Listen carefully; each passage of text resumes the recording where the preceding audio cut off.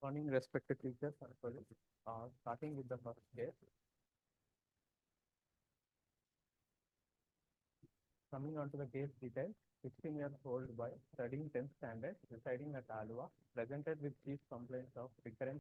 16 years old boy studying 10th standard, residing at Alua, presented with chief complaints of recurrent fractures since 5.5 years of age.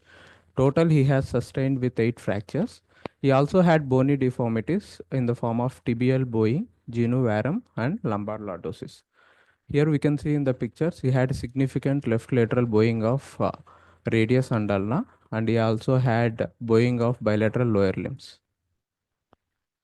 Moving on to the details, he was born as a full-term normal vaginal delivery. His birth weight was 2.6 kgs. Developmentally, he was a normal child. In 2011, at the age of 5 years, he had a first fracture.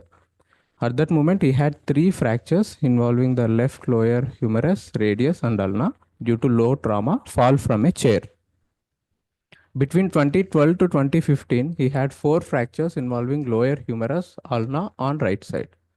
In 2016, he had developed left cubitus varus deformity and underwent lateral closed wedge osteotomy with KY fixation at 9.5 years of age. He sustained with last fracture on right ulna in 2020. There were no history suggestive of symptoms of hypocalcemia or hypophosphatemia, no history suggestive of any chronic illness, no history of any visual abnormalities or hearing abnormalities, no history of any drug intake, and no similar history in the family. Moving on to examination, he is well nourished. There were no dysmorphic features. His height was 162 centimeters, corresponding to 10th to 20th, 25th centile. His weight was 66.8 kg, 8 kgs, corresponding to 75 to 90th centile. Head circumference was 57 centimeter. On examination, upper limb showed left lateral bowing of radius. Lower limb showed anterior bowing of tibia bilaterally, left greater than right. Genu varum involving left greater than right. His spine showed lumbar lordosis, and teeth showed few blackish lines on upper and lower permanent teeth. On eye examination, there was no blue sclera, and his hearing and vision was normal. His stretch penile length was 8 centimeters. Testicular volume was 20 ml bilaterally and P5. On lab evaluation, his creatinine was 0.64, calcium was 9.08 and 9.96, serum phosphorus was 4.2, and albumin was 4.9. His ALP was done, which was elevated to 84. His audiogram evaluation was done, which was normal, and ophthal evaluation was done, which was also normal, and echo was done, which was normal. His X-rays done, which showed left lower humeral fracture with closed wedge osteotomy done, and his right lower upper limb showed spiral fractures involving shaft of ulna and radius with nailing in situ, and his right lower humerus also showed significant fracture. His right lower limb showed the deformity of coxa vara with head to shaft angle less than 120 degrees and diffuse osteopenia and severe thinning of cortical bone. His X-ray spine showed diffuse uneven mineralization with trabecular visualizations in the vertebrae and severe biconcave shaped vertebrae and lumbar lordosis. His lower limb X-ray on left side showed a severe anterior bowing of shaft of tibia and bowing of fibula also with severe under mineralization. His DEXA scan was done, which showed L1 G score was -2, L2 G score was -1.8, L3 G score was -1.7, L4 G score was -1.8, L1 to L4 G score was -1.8. At this point, we made a provisional diagnosis of metabolic bone disease with query osteogenesis imperfecta. Any queries, ma'am? Can we move on, ma'am? One query to you was that do you know from his height records that he has stopped growing? Actually, you showed us X-rays, and I think the metaphyseal plates are still open. So, Yes, ma'am. do you think the 286, just a very small point, 286 alk phos may be normal for a growing, still growing person? No, ma'am. It's elevated for his age, ma'am. Yeah, madam, I think it's normal, Srikant. I think we should interpret it as normal, madam. So our sometimes for unknown reasons, sometimes they give the appropriate ranges, sometimes it doesn't. Probably it's based on age, madam. So this is Yeah. Srikant has just pulled it out of the system. But as you rightly Yeah. pointed out, I probably were to take around 2 to 3 times that limit. So we would take it as normal, madam. And one thing is, there was some kind of fracture which was healing. So that would also have contributed a bit. Largely, I would say it's near normal. Point well taken, Yeah. madam. Yeah, I thought of that, but he said the last osteotomy was probably in 2020. Yes, ma'am. Uh, hmm. Of course, But the we made a X-rays. crucial miss, madam. Here. So I think that's what, see, generally in case of all these osteoporotic disorders, we try to take a lateral view of the skull to look for Wormian bones. So I think we missed it in this case and paid the price for that. So you'll, after seeing the final conclusion, we will know what we missed. Okay. Shall we move, madam? So basically, I think there are no clear joint laxity. I think Srikant didn't mention that. So nothing much. The classical organ features she didn't have. So we were more looking for other things like LRP5, WNT1, and all those stuff, rather than the classical OA genes.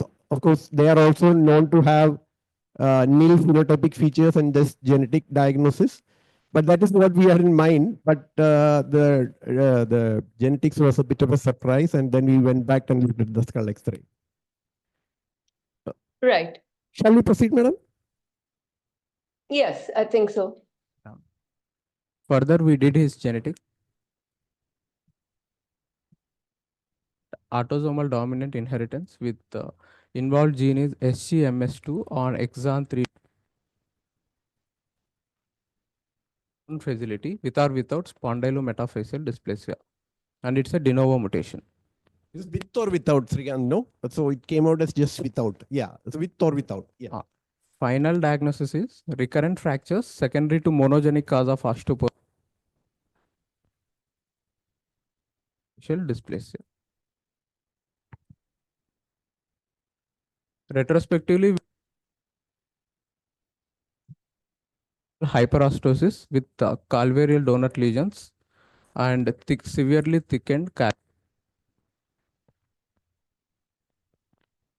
Patient was subsequently treated with injection zoledronic acid 0.05 mg per kg.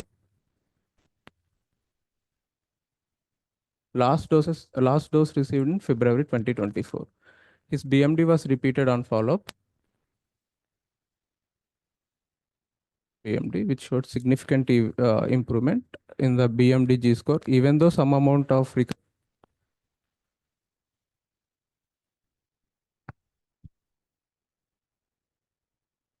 So, ma'am, a lot of things are, I don't know, the interpretation is not as simple as that. So I would leave it to you to make comments on that. So only thing I was that. have one. Sorry to interrupt, Praveen. I was a little confused about one or two things. Yes, Can ma'am. I ask? Yes, ma'am. yes, ma'am. Though you will tell us in the review of literature about this variety of OI, but actually, when you had sent the X-rays, I had thought that the cortices looked quite thick enough, but you had mentioned yourself already that there was all pervasive lucency in the skeleton. So I thought maybe my eyes are fooling me. But now when you showed the X-ray skull also, you said hyperostotic areas are there. And then in light of all that, the BMD is not as low as commensurate with so many fractures, I feel. So I thought it's some qualitative other kind of defect, not just a simple mineralization defect, which we are familiar with, especially if you adjust it for his height for age. But you might tell us about this variety of OI and that it does respond to bisphosphonate. Yes, ma'am. I fully agree with you regarding the X-ray porotic part. I think Srikanth got a bit carried away by the fractures and all those stuff. I also feel that the cortices look, at least to me, perfectly normal. So the lateral view of the spine, madam, I'm not too sure about it. I thought it was slightly off color. So that's all. But otherwise, as you, my impression was also the same. The cortices looked reasonably good to me. Now, the parents were also short, madam. So the father was in fact shorter than the thing. Srikanth did not put that parental score here. So for parents, this thing, his height and all is looks pretty okay. For familial height thing, he was pretty okay. So we didn't do a lot of adjustment for the height thing because it was not too bad and he was still growing also. So I don't know. What do you feel, madam? Should we have done that height age Z-score adjustment? That formula, the 0.4 into height age thing, should we have done that? We didn't do that because it was not too bad also.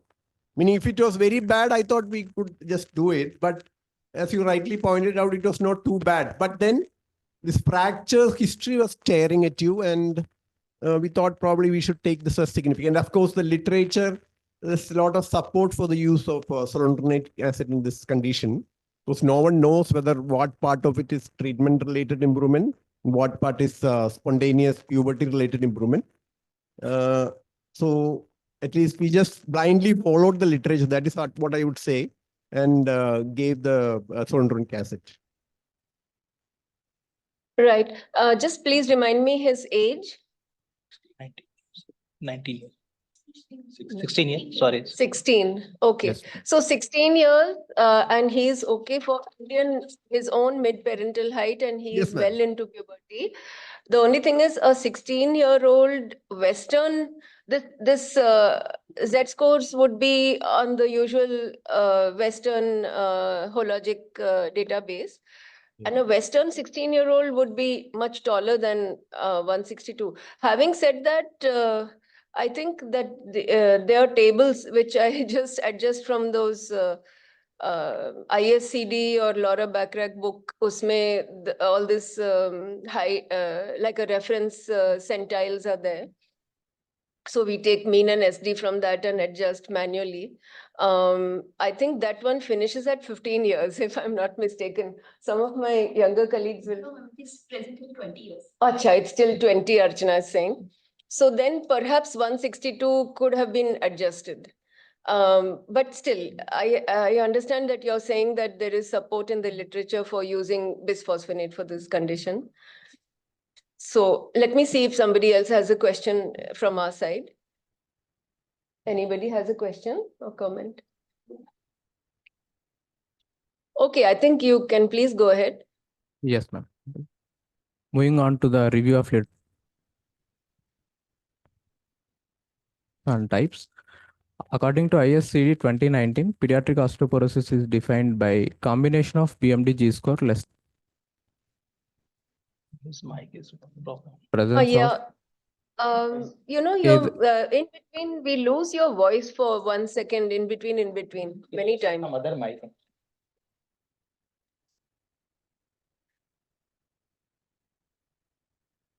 We'll try with the other mic, sir.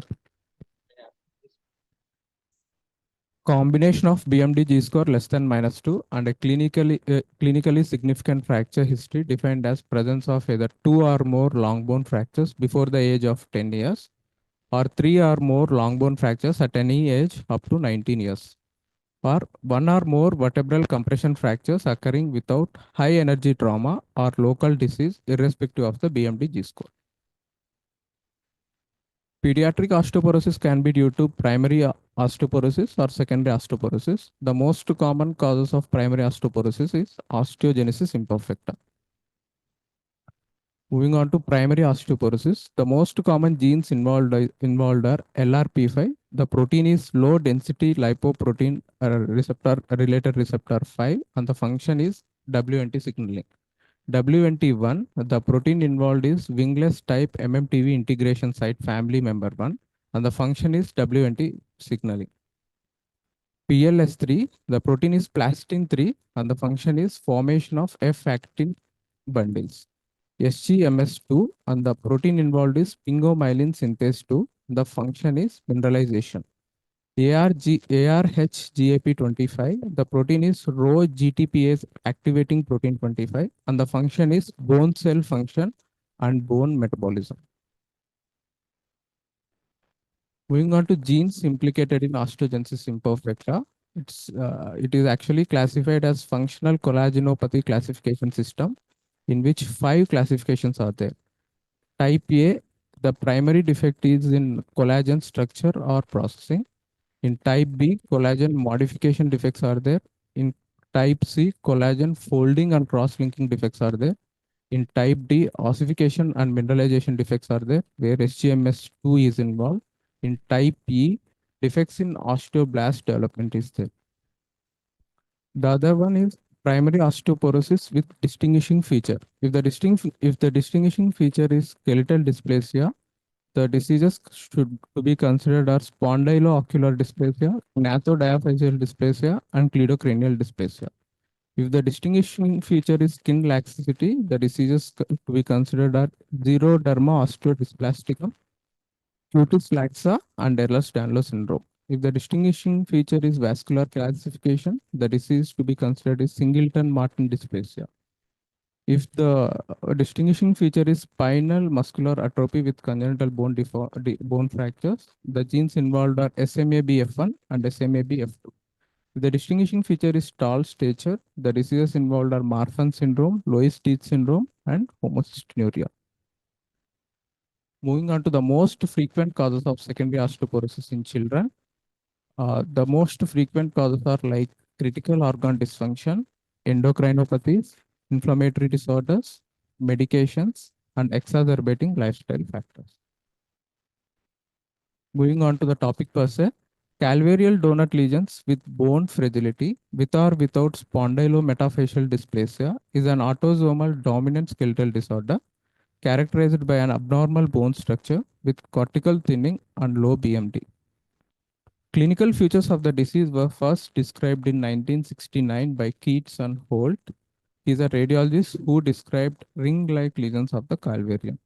The typical symptoms include multiple spontaneous fractures of the spine and long bone and sclerotic donut-shaped lesions in the cranial bones. However, its genetic cause was identified in 2019 as a result of multi-center study by Pekinen et al., who was the first to link aberrant sphingomyelin metabolism to a bone disease. The author showed that the SGMS2 gene mapped on long arm of chromosome 4 is responsible for the occurrence of the disease. The SGMS2 encodes sphingomyelin synthase 2, which produces sphingomyelin, a major lipid component of the plasma membrane. Decreased enzymatic activity leads to defective bone mineralization. So far, there are 3 heterozygous variants have been detected. First one is nonsense variant, which is seen in our patient, and there are 2 other missense variant. In the missense variant, there is no effect on SMS2 enzymatic activity, but the enzyme cannot exit endoplasmic reticulum and thereby functional interruption. 4 unrelated families with 10 affected members shared the same nonsense variant in exon 2 of the SGMS2 gene. Subsequently, this variant confirmed as hotspot in the SGMS2 gene. Presence of a nonsense variant causes catalytically inactive enzyme. 2 families with missense variant caused impaired export of functional enzyme from endoplasmic reticulum. There is a significant variability in the severity of clinical manifestations between recurrent nonsense and 2 missense variants. The milder phenotype was associated with nonsense variant, whereas the more severe phenotype was associated with missense variant. Moving on to pathophysiology, palmitoyl CoA plus serine can be converted to generate the ceramide. Ceramide in the presence of SMS1 and SMS2 along with phosphocholine causes generation of sphingomyelin and diacylglycerol. Ceramide can also be broken down to sphingosine and sphingosine 1 phosphate. In the endoplasmic reticulum, phosphocholine in the presence of SMS2 enzyme along with ceramide causes generation of sphingomyelin and diacylglycerol. The sphingomyelin in the presence of sphingomyelin phosphodiesterase 3 enzyme causes generation of phosphocholine and ceramide. This ceramide is reutilized in the generation of sphingomyelin. This phosphocholine in the presence of phosphocholine phosphatase causes generation of inorganic phosphate. This inorganic phosphate combines along with hydroxyapatite and collagen and causes further bone mineralization. The main pathology involved is in SMS2 enzyme, where decreased sphingomyelin and thereby decreased inorganic phosphate and thereby decreased bone mineralization. The other pathogenic mechanism proposed here is in the endoplasmic reticulum, collagen is synthesized as pre-collagen, which then exported as pro-collagen in the form of coated proteins.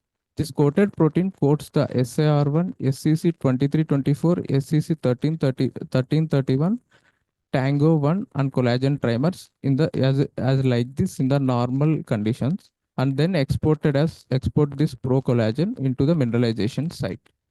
But in pathologic conditions like in aberrant sphingomyelin metabolism, these red dots are the sphingomyelin, aberrant sphingomyelin, which cause deposition in the endoplasmic reticulum bileaflet layer and cause distortion of this coated protein, and thereby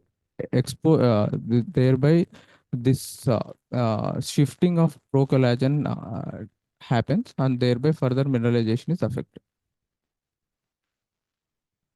Moving on to the clinical manifestation. Clinical presentation and severity is highly variable and depend on the underlying SGMS2 variant. Clinical manifestations ranged from isolated childhood osteoporosis to generalized bone involvement, that is spondylometaphyseal dysplasia, with neonatal fractures and marked cranial hyperostosis. All three pathogenic variants led to decreased bone mineralization in both cortical and trabecular bone. Skeletal manifestations in the form of mild scoliosis, spine fractures, and multiple peripheral fractures and sclerotic skull lesions were also seen. Moving on to sphingomyelin metabolism in neurological diseases. Nervous system is one of the tissues with the highest lipid content. Functional integrity of CNS depends on sphingolipids. In the CNS, sphingomyelin is enriched in oligodendrocytes and myelin. Evidence indicates that sphingomyelin metabolism plays an important role in neurodegenerative and psychiatric diseases. Early pathogenesis of Alzheimer's disease has been suggested to associated with sphingomyelin located in the cerebrospinal fluid. Moving on to neurological manifestations. Transient cranial nerve palsy, most commonly seventh cranial nerve in the form of Bell's palsy, is the more prevalent one and early onset in patients with missense variants when compared with nonsense variant. Mechanistic explanations are compressions due to cranial sclerosis, basilar invasion due to compromised bone strength, and neurotoxicity induced by aberrant sphingomyelin metabolism. The transient nature of the cranial nerve palsies remain unexplained. The other clinical features noted here are migraine, tremor, and dystonia. Glaucoma was noted in 2 patients in missense variants. Sensory neuropathy and tendon hyperreflexia were also noted. In 2 patients with missense variants, spontaneous fractures occurred in the neonatal period and led to decreased height. Mixed hearing loss was profoundly seen in missense variant. These are the summary of neurological manifestations from various studies. The most common neurological manifestations, as earlier seen, is transient facial nerve palsies. The second one being migraine. The other neurological manifestations involved are like extreme hypotonia and diplopia, sensory neuropathies, decreased bulbar functions, mild delay in motor development, and bowel incontinence in various patients. Moving on to bone biopsy. Bone biopsy, osteoclast did not show any issue with bone resorption. Bone biopsies revealed that the normal bone structure was severely disturbed. The mesh-like bone structure, along with increased osteocyte lacunar density and size, is typical of weaker primary bone. Additionally, the mineral buildup slowed as the bone matured, and there was low pyridonylin content, which is important for collagen strengthening. Moving on to treatment. Treatment is symptomatic, aimed at preventing the progression of osteoporosis, and includes the use of bisphosphonate-based medications. In patients more than 2 years of age, IV zoledronic acid, maximum dose 0.1 mg per kg per year, given as 2 equal doses, 0.05 mg per kg every 6 months. In children less than 2 years, 0.025 mg per kg every 3 months. Given the limited observations, it is not possible to assess the effectiveness of the treatment. IV bisphosphonate therapy has shown significant increase in BMD and restoration of the shape of previously compression deformed vertebral bodies, as well as preventing further fractures.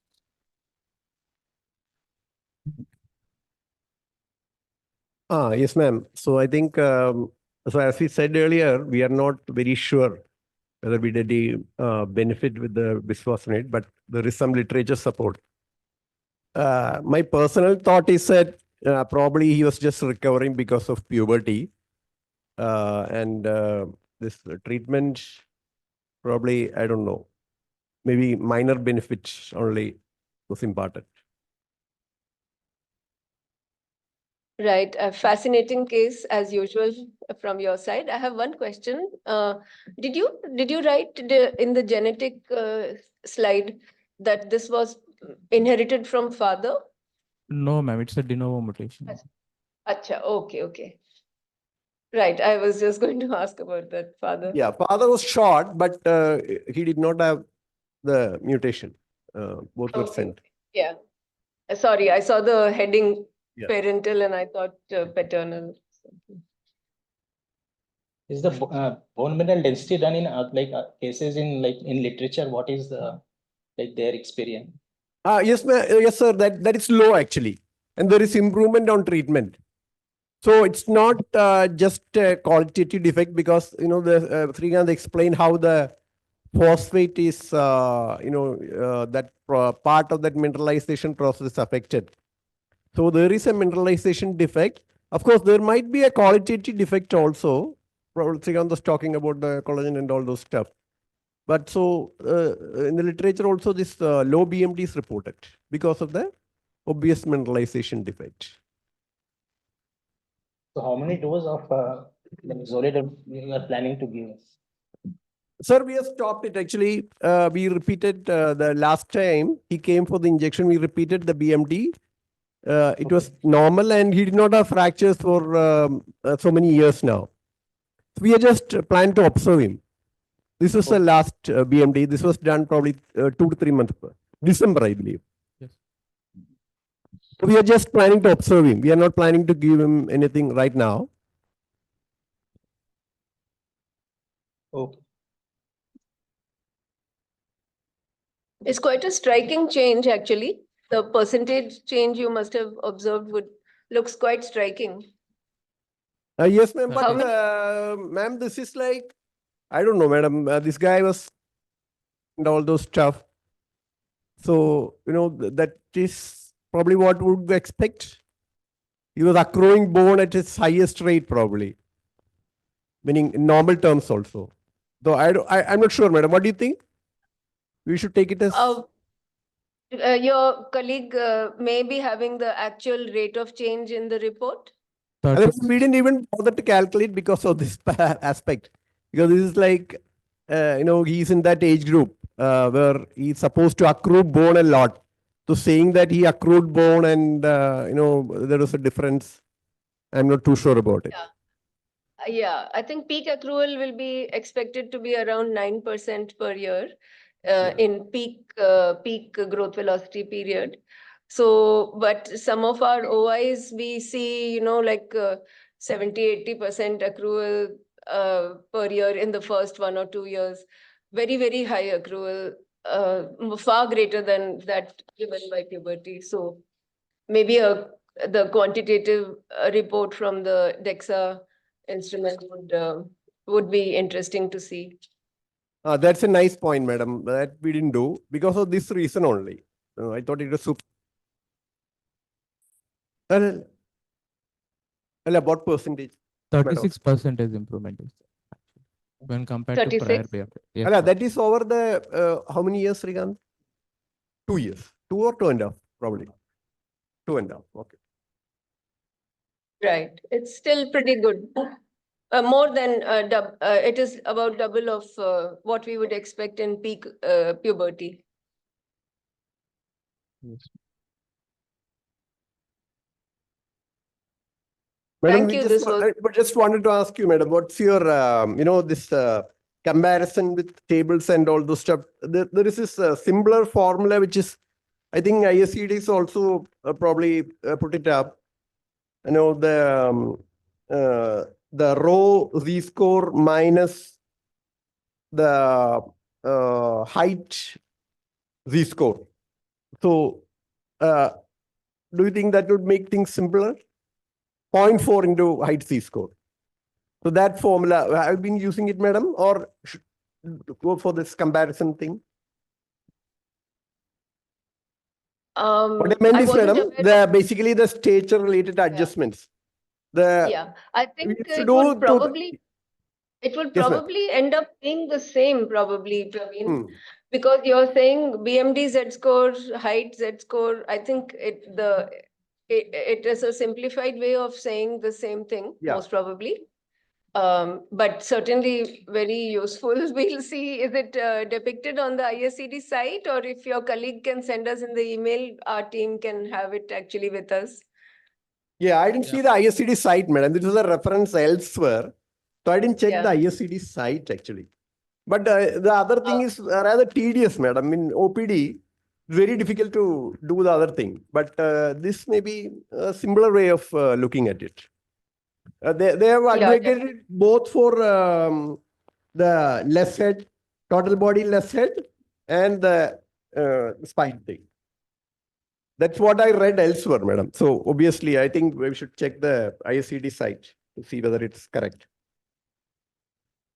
No, it must be correct, and it's logical. It looks similar to what we would derive in the long-winded way. So I think Yes, it's very ma'am. useful to have. So we would love to have it actually. Please do share it with us. This Z score is from the machine calculator or is from your own population? No, I mean, this is all calculator, madam. So obviously, this is a calculator, sir. So this is obviously the Caucasian stuff.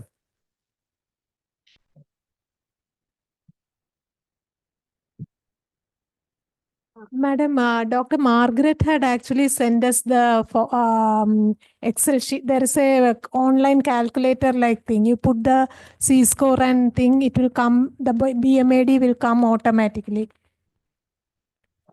Yes, I was never successful in being able to use it. She's shared it with me also several years ago for BMAD calculation. The deficiency was on my part. Do you use it for BMAD sometime? Yes, madam. It's actually the same formula, 0.3 into height C-score. And the height C-score is our C-score that we take. No, we shouldn't be. That is a problem, I think. That we shouldn't be taking it. Madam, this is his query. Often coming up the same query coming up. See the height Z-score. Ideally, we should be using the Caucasian, right? Yes. Meaning ideal terms, but probably we should do both and see, and then it kind of gives us an idea. It won't be a precise thing. Obviously, it's all done for this Caucasian population only. Yeah, I think we are presuming that our BMD is similar and then adjusting for the height difference. All I'll say is that when we do that, it gives us something which we feel is a logical answer, but obviously we accept what seems to be logical, and what doesn't come out, we like our usual human nature, if some report doesn't tally with what we think it should be, we say repeat karte hain. And if the repeat comes what we expect, then we stop repeating. So something like that. So when we do we often have children who are referred for who have a background of nephrotic syndrome with glucocorticoid induced fracture or something, or some hypogonadism or heightless, some inflammatory bowel disease. So we do this quite often. In the BMD room itself, our senior residents do BMD reporting as much as the clinician gives some information. So they do this adjustment in the BMD room itself. So we do it based on the Caucasian heights itself. There is certainly many things we are taking for granted there. Yeah. Yes, ma'am. I think we'll go on to the next case, madam. I think we are Yes. running slightly short of time. Thank you, Yes. Srikanth. Yeah. Yeah.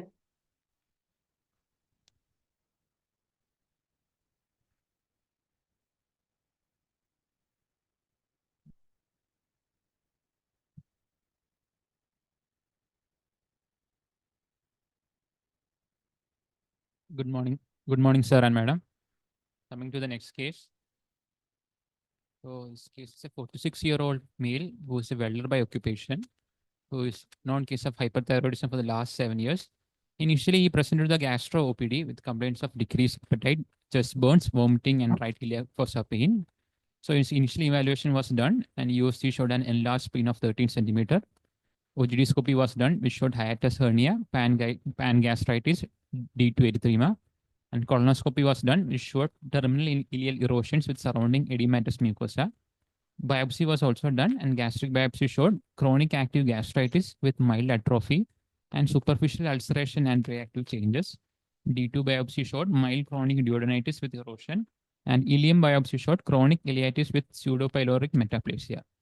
For this, from the gastro-OPD, he was treated conservatively with proton pump inhibitors and antibiotics, and he was advised to follow up in the gastro-OPD. And from the gastro, patient was referred to our endocrine OPD for hypothyroidism. So he was a known case of hyperthyroidism for the last 7 years on carbimazole, and he was not on any regular follow-up. And all reports suggested uncontrolled thyrotoxicosis for more than last 6 months. And he was stopped since 1 week since he was advised to do a patient scan. And he had no other cause, and he was a smoker and alcoholic, and he used to have a mixed diet. So there was no history of any difficulty in breathing, no history of any hoarseness of voice, no history of any grittiness in eyes, no history of protruding eyeballs, no history of any double vision. There was no history of any weakness of limbs and no history of swaying while walking. In family history, there was no family history of any thyroid or autoimmune diseases, and there was no history of any malignancy. So on examination, he was conscious oriented afebrile. BP was around 110 to 50 millimeters of mercury. Pulse rate was vision was normal, and ophthalmic examination showed a bilateral eye proptosis more on the left side, and bilateral eye there was lid retraction with more on the left side, and extraocular movements were full. Clinical activity score was 0, and his fundus was also normal. There was no tremors, but he had pallor, pedal edema, and JP was not elevated. Cardiac examination showed flow murmurs. Chest was clear. Abdomen examination showed there was a splenomegaly around 2 centimeter palpable. And CNS examination is power, reflexes, position, vibration sense were normal. There was no ectaxia.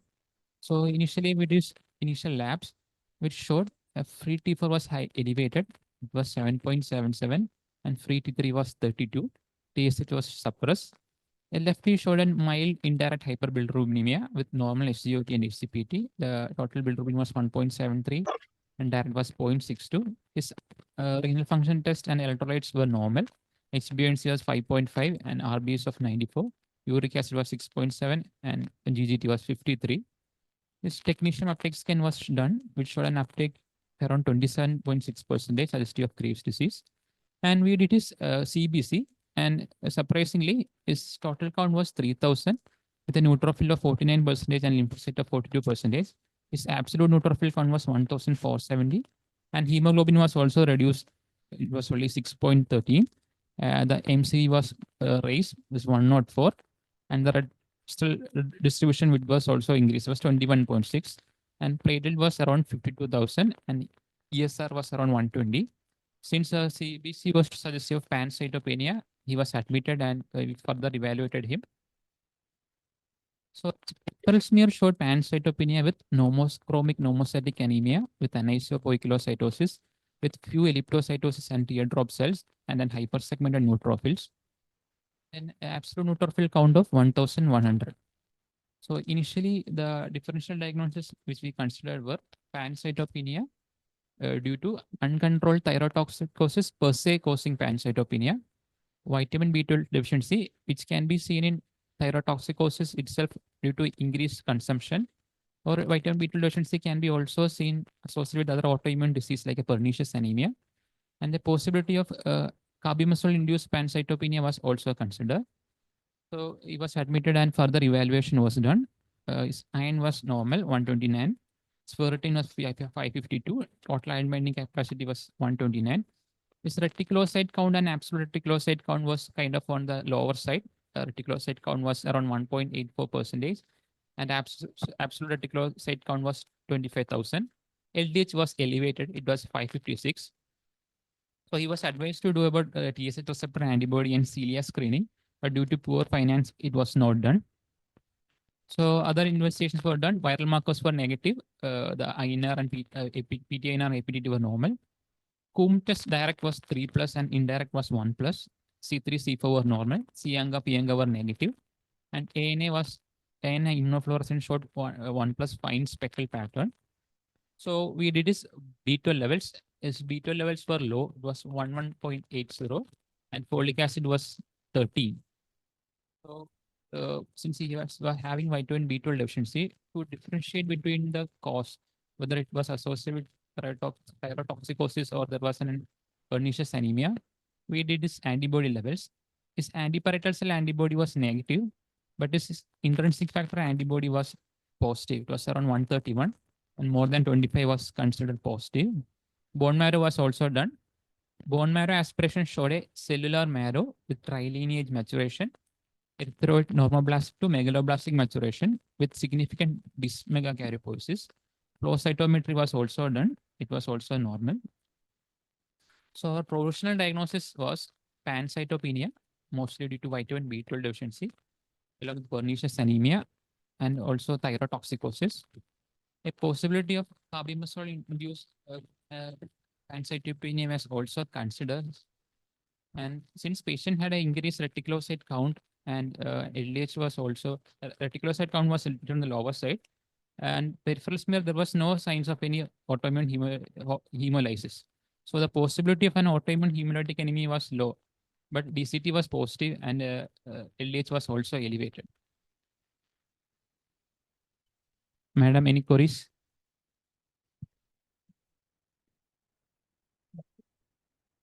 Sorry, so whether he has any history of malabsorption? He didn't have any history of malabsorption. He predominantly had some gastritis symptoms. And you have any cortisol value for him? Actually, after admission, we initiated him on steroids, so we couldn't do any cortisol value for him. So these various like indices you have done for the low hemoglobin, how do you explain actually like it is quite mixed picture coming, like reticulocytes counts on normal side, but MCV is on higher side and Coombs test is positive. I mean, he's having a mixture of all the findings actually. The reticulocyte count is, absolute reticulocyte count is kind of on the lower side. And DCT was also positive. So an MC was raised and peripheral smear was showing in hypersegmented neutrophils. So most probably he's having a vitamin B12 deficiency, and the DCT can be explained by the association of autoimmune diseases along with pernicious anemia causing an antibody positive DCT. But there was no evidence of any active hemolysis. The peripheral smear, there was no schistocytes, and the reticulocyte was kind of also on the lower side. So if there was an active hemolysis, peripheral smear, there should be some schistocytes and reticulocyte count should be increased. Sorry, what I get, like this patient came to you after 7 years of the disease. Actually, he was followed up in different hospitals and he was not on regularly on proper follow-up. So is it common to see like carbimazole induced pancytopenia like after so long period? Yeah, there are case reports of carbimazole induced pancytopenia even occurring after around 10 years.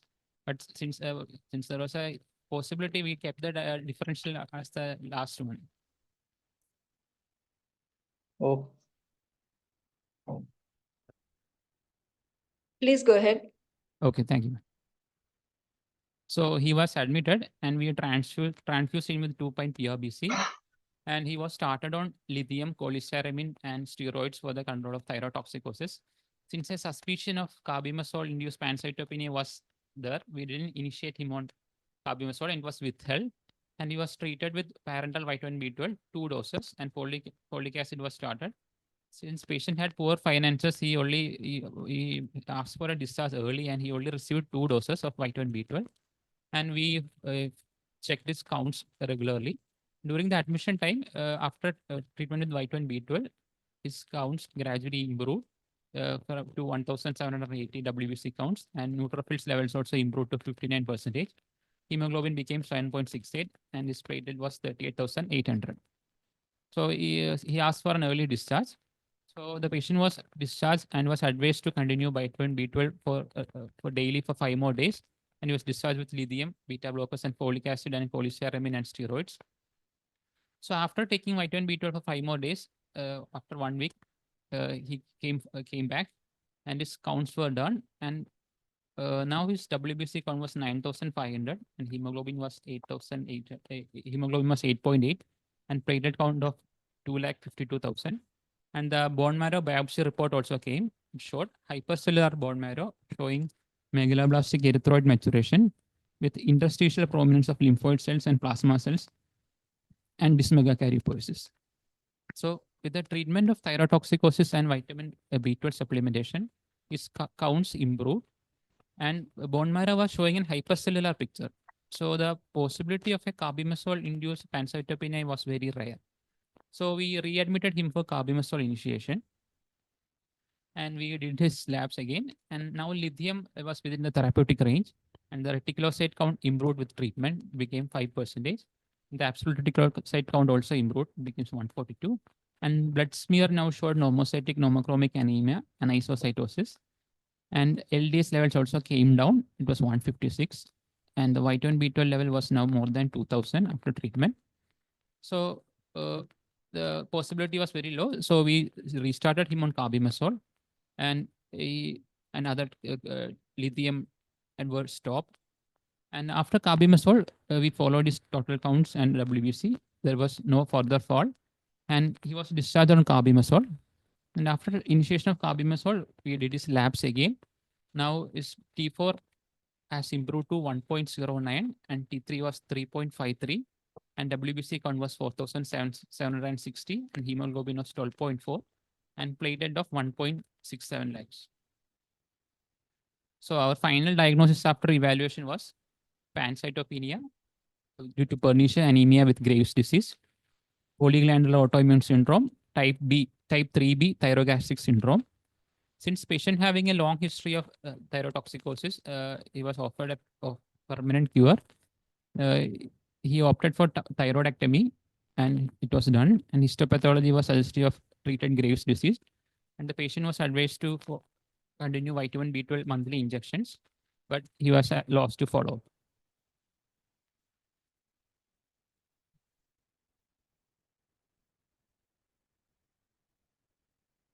sorry, any reason the radioiodine ablation was not offered to him? It was offered to him, but his finance was actually very poor, so he couldn't afford it actually.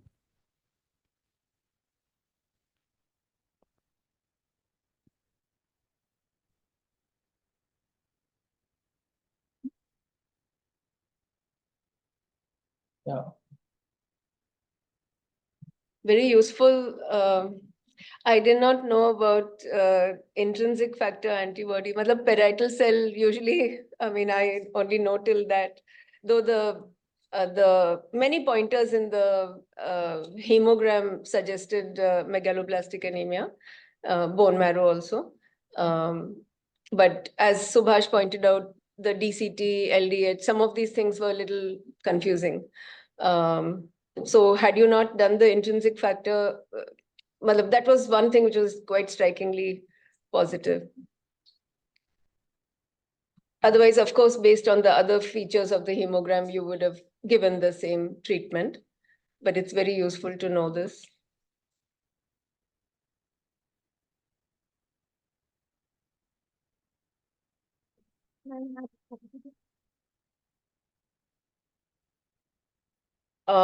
The styrogastric syndrome, I don't know, my adult endo colleagues. Yeah, it is there in It's type typical. 3B. He has written actually. Yeah, that. okay. Ma'am, actually, this patient was managed by our colleague, Dr. Anand, when he was here. Now he has unfortunately left Amarda and joined another place near his hometown. So we were discussing in the department, and initially the whole picture, as we saw, was very confusing what we were dealing with, whether it was uncontrolled thyrotoxicosis or the pernicious anemia. And recently he had taken carbimus on and off. Past history is not very reliable. So carbimazole was recently initiated, and then he stopped for the sake of scan. So with a 1,000 range, the total count, whether we are justified in initiating carbimazole. So all those were confusing initially. Retrospectively, everything seemed to be falling on line, and actually we had repeated a DCT after treatment, and it has become negative or weak positive or something. So a transient hemolytic picture is seen in a severe pernicious anemia in around 1%, 2% cases. And pancytopenia in graves actually we rarely only see. So that is why we thought we'll present. And granulocytosis and all is little more common, but pancytopenia was not very common, and with the associated pernicious anemia. This intrinsic factor antibody occurs late. Initially, the parietal cell antibody will occur, and in long-standing disease of atrophic gastritis leading on to pernicious anemia, the intrinsic factor antibody will become positive. So parietal cell has got a higher sensitivity, but specificity and severity is more related to intrinsic factor antibody. That is what the literature says. There was some atrophy in the biopsy, and there were some erosions in the IDM and also whether some IBD is coexisting inflammatory bowel disease is there. Gastro wanted to follow up, but this fellow is a irregular chap. Like that is why even radioiodine we offered, but when we said that he may require more than one dose because of the very high uptake, he was keen on only one procedure. So that's why we have advised him. He underwent total thyroidectomy. Now also again he is lost to follow up. So not a chap who follow-ups regularly. Right. It would have been nice to know that all these endoscopic findings had resolved. So they are attributable to his thyrotoxicosis or his pernicious anemia. All the endoscopy findings. Madam, we think it is due to the pernicious anemia because of the antibody positivity, the atrophic gastritis, pernicious anemia spectrum. The partial atrophy was also there in the biopsy, plus this antibody positive. So we think it is due to the pernicious anemia, the polyglandular syndrome. And the ileal lesions also can be due to that? Can be due to an early IBD actually. I mean, he was not that much symptomatic, but these findings can be explained by an IBD new onset IBD actually. Right. And how was the the thyroid function control was on lithium and cholestyramine? It showed a fell to decrease. 50%. From more than 7, it fell to 3.32 and all. But by the end of 2 weeks, his counts have improved, and so we reinitiated on carbimazole. First, only 1 or 2 weeks, he was on the alternate management. With that, it fell to less than 50, but by then the whole pancytopenia improved with B12 and the lithium and steroid and cholestyramine. Okay. Now coming to review of literature of pancytopenia in Graves' disease. First, we will see about pancytopenia in thyrotoxicosis. Thyrotoxicosis can lead to isolated anemia, thrombocytopenia, or leukopenia. And anemia is seen in 10 to 34% of patients with thyrotoxicosis, and leukopenia in 15 to 30%, and thrombocytopenia in 2 to 5% of patients with thyrotoxicosis. But pancytopenia is rarely associated with thyrotoxicosis. Now, mechanism of anemia, it can be due to the decreased production or increased destruction of mature hematopoietic cells. In thyrotoxicosis, there is an increased production of erythropoietin, which leads to hyperproliferation of the immature erythroid progenitors. And this leads to an exaggerated consumption of iron, folic acid, and vitamin B12. And this can lead to generate various forms of anemia like nomocytic, microcytic, or even macrocytic due to the exaggerated consumption. And splenomegaly can also cause a reduction in the erythrocyte lifespan. Now, the mechanism of leukopenia in thyrotoxicosis, there is a decreased granulocyte reserve in the bone marrow, and there is also presence of anti-neutrophilic antibodies, which leads to neutropenia. And lymphocytosis can also occur due to cross-antigency between human TSH receptors and polymorphonuclear neutrophils, leading to immune interactions. So this leads to a neutropenia with a lymphocytosis, and this blood picture is known as Kocher blood picture. The mechanism of thrombocytopenia, it occurs due to antiplatelet antibodies and hypersplenism. So if there is no agranulocytosis, the presence of initial hematological abnormalities, including pancytopenia, must not be considered as a contraindication to antithyroid drug therapy, and daily monitoring of hematological values must be done. Now, this is a case series from 2007 to 2014 showing 23 patients with pancytopenia in Graves' disease. In this series, only 3 patients were having vitamin B12 deficiency. All the other patients were having pancytopenia due to thyrotoxicosis per se. A little note about pancytopenia in vitamin B12 deficiency. Vitamin B12 is an important cofactor in the DNA and RNA synthesis. And for the clinical symptoms to occur, it takes around 1 to 4 years. And the blood picture is mainly consists of macrocytosis, hypersegmented neutrophils, leukopenia, thrombocytopenia, and rarely pancytopenia. And pancytopenia is only seen in 5% of patients with vitamin B12 deficiency. And in B12 deficiency, hemolysis can occur within the bone marrow. This is called intramedullary hemolysis or ineffective erythropoiesis. And this is characterized by a low reticulocyte count, but with indirect hyperbilirubinemia and raised LDH, which was seen in our patient also. And vitamin B12 deficiency can lead to myeloneuropathy, which commonly affects the white matter in the dorsal and lateral columns of the spinal cord, which can lead on to subacute combined degeneration of the spinal cord. Now, this is another case series showing the treatment outcome of pancytopenia in thyrotoxicosis. In this case series, in 19 patients, only 3% pancytopenia worsened with antithyroid drugs. That means after initiation of antithyroid drugs, the pancytopenia worsened in 3 patients. All other patients, hypothyroidism and pancytopenia resolved after 3 months with treatment of antithyroid drugs. This suggested that hematological parameters and thyroid function should be monitored monthly for the first 3 months.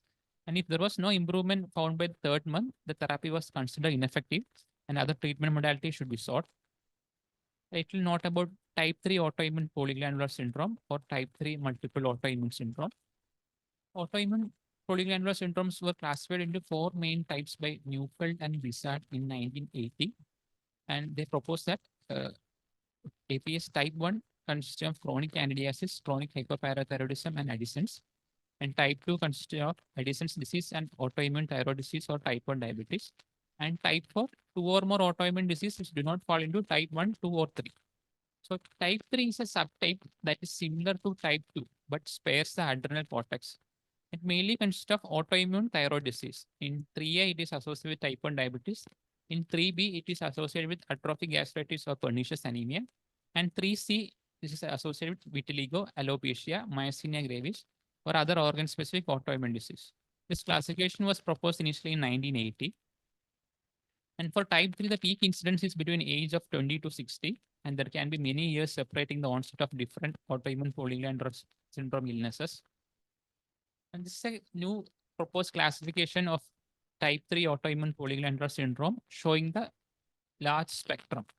So type 3B mainly consists of autoimmune thyroid disease along with autoimmune disease of the gastrointestinal tract, hepatobiliary system, and exocrine pancreas mainly consists of atrophic gastritis, pernicious anemia, celiac disease, Crohn's disease, ulcerative colitis, autoimmune hepatitis type 1, autoimmune hepatitis type 2, primary biliary cholangitis, primary sclerosing cholangitis, and autoimmune pancreatitis. So our patient was mainly having Graves' disease, and along with that, he had pernicious anemia.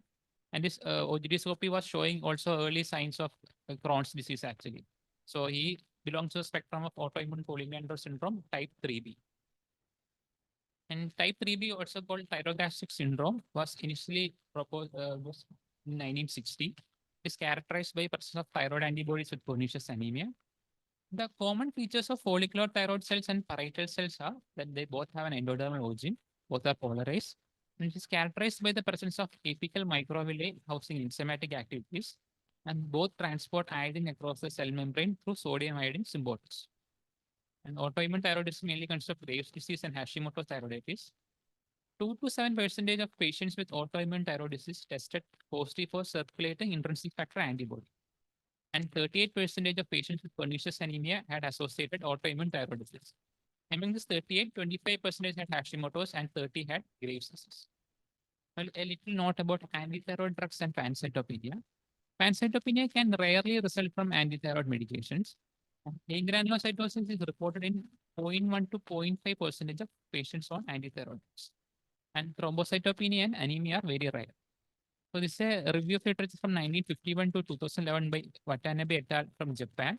In this study, 50,385 Graves' disease patients were followed up, and in which after starting of antithyroid drugs, 50 developed agranulocytosis. And among this 50, 5 developed pancytopenia. And they were the mean interval for development of pancytopenia was 41 days after the starting of antithyroid. The treatment was granulocyte colony stimulating factor and dexamethasone. Now coming to the mechanism of development of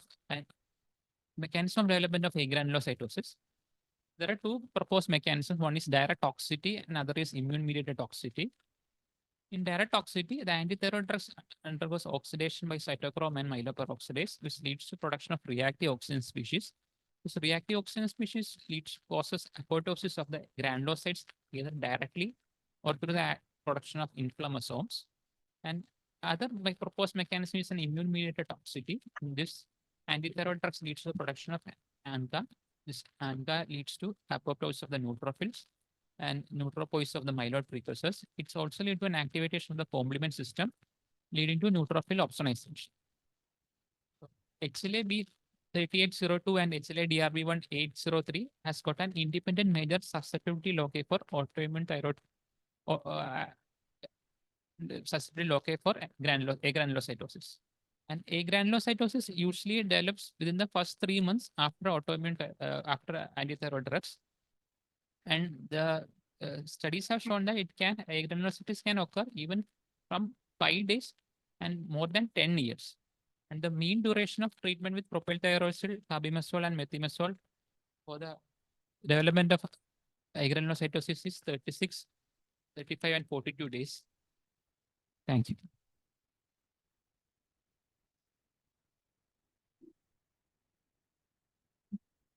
Okay.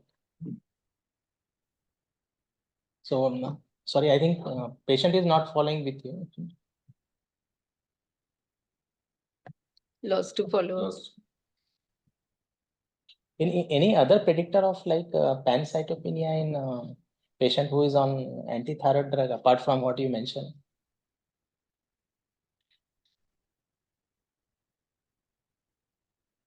Is it related to dose or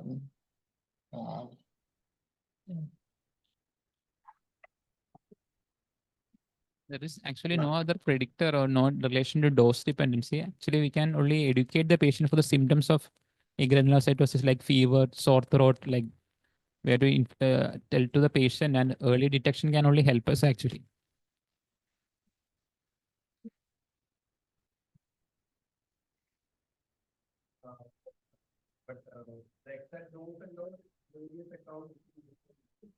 Sorry, we cannot hear you. That is the usual thing, madam. That we know. So nothing extra we found out some of you.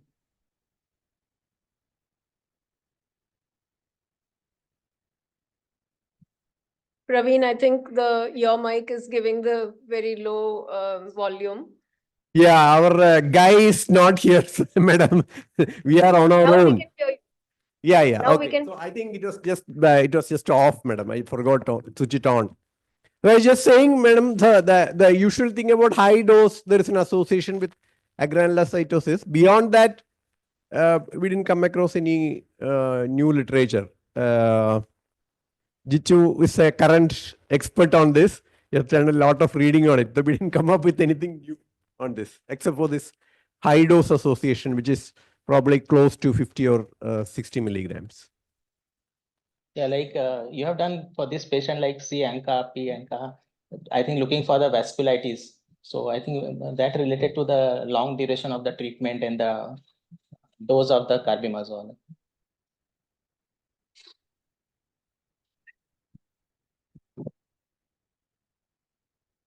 I think, sir, see, this patient was seen by various department as Yeah. consults. So basically, I think some of the consults got a bit carried away. And I think many of the tests, I'm not very sure whether we did the right thing. So, the juniors also come. So a couple of things they also push in. So I'm not too sure about that.